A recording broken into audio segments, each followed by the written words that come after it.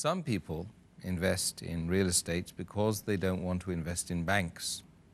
But they claim that the zakat on such wealth has to be paid only on its rent and not on its original value. What is your observation on this issue? As far as the view of the majority of the scholars is concerned, what they say, that if the land has been purchased for selling, so that you make a profit, then all the scholars unanimously agree that zakat should be paid on it. As we discussed in the last answer, that the moment 1 year is completed, the land that you purchase, zakat has to be paid on it. But if you have land and if you give it on rent, means if you buy a house and give it on rent, majority of the scholars say that zakat is not applicable on the value of the house. Zakat is only applicable on the rent you receive. The moment you receive the rent, and if it stays with you for a period of 1 year, and if it's above the nisab level, then you have to pay zakat on the rent, not on the value of the house, the flat or the land.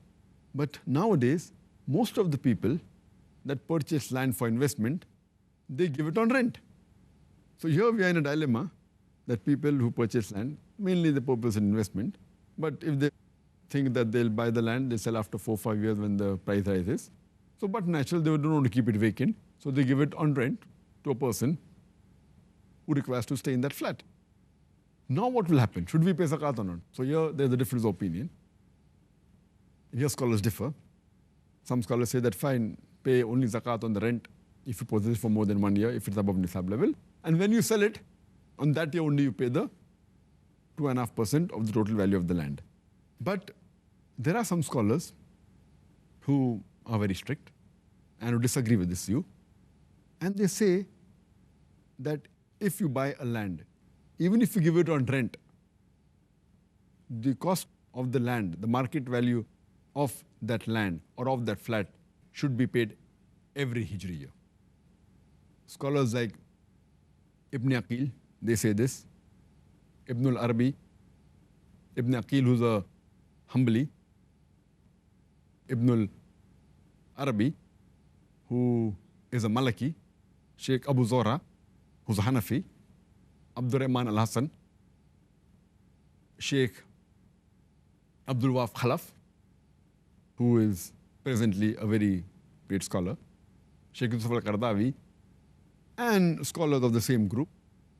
They say that if a person buys and has many flats on rent,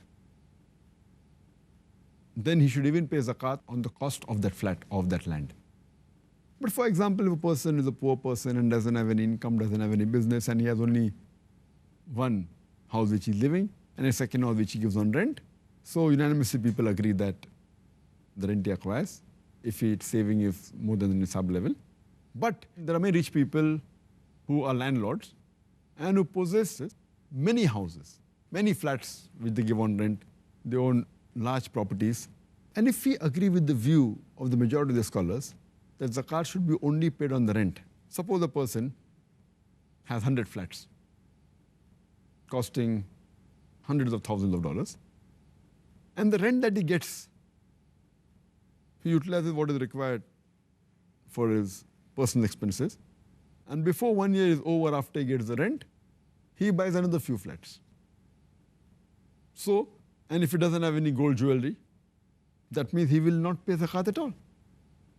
After the 100 flats become 110, 120, 140, maybe he is one of the richest men in the city of Bombay or any city.